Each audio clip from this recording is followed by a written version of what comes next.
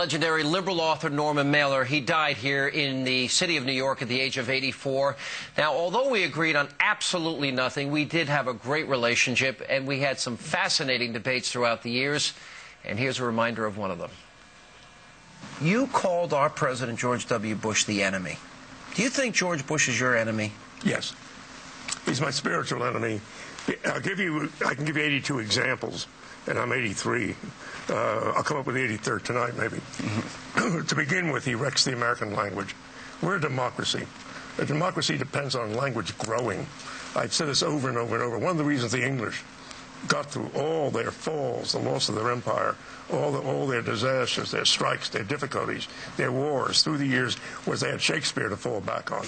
And they speak well in England. They do. Blood, toil, sweat, and tears, my friend. Yes. But everybody has gifts. Bill Clinton had a great gift of gab, but he was full of baloney. He was a liar. I wouldn't even argue with that. He wasn't as good as he should have been. You are a smart man. You're a brilliant author.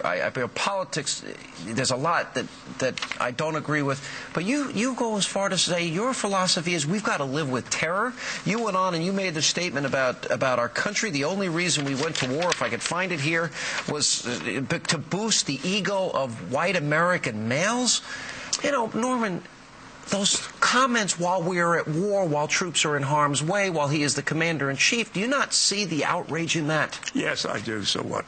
So that's what you want to do. You know, you have the right in a democracy to make people angry. You do. You have the right to speak your mind. You have the right to be wrong. You have the right to be wrong. And I can be wrong and I can be right.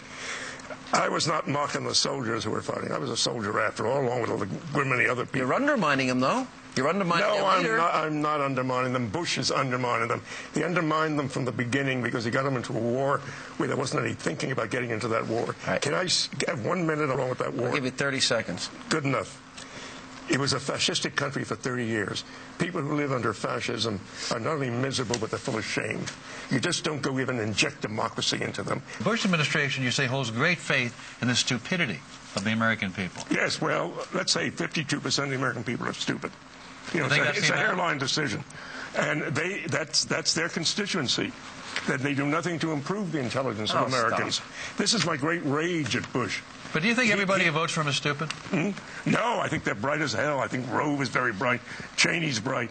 Rumsfeld's bright. They're all damn bright. What they don't have is moral ethos. Why do you think so many... I'm aware of what moral ethos is. Why do you think so many Americans... Well, let me ask you this. Why do you think so many Americans vote for him and support... Well, fewer and fewer support. I answered already. It's because more than half the country is stupid. And one of the reasons... I just wanted to hear you say that again. One of the reasons... Hey, can I get a sentence finished? One of the reasons they're stupid is because made stupid. They're encouraged in their stupidity when you have a president who speaks only in cliches, right, to the public. I'm sure he's a little brighter in private. But when he speaks only in cliches to the public, he's rendering the people stupid. You also say in the book... One last thought. Yeah. A democracy depends upon people getting brighter all the time. Democracies are delicate. They're not just ipso facto and just go on and on. You say the purpose of the right in America is to keep the majority as stupid as possible as they run into less opposition by having stupid people. You basically put that squarely in the right's province, that they're the ones who are doing this. Yeah. Oh, well, they're determined to keep us stupid. You talk about, Norman, two kinds of patriots in America. Those who believe basically everything, don't argue, don't challenge, and then the second kind, and you say most of the first kind.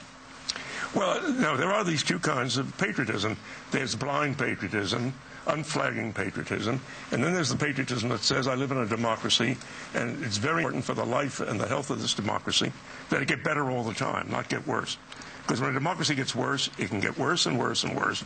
And the nightmare in every democracy, the very nightmare, is if we get worse and worse and worse, we could end up totalitarian.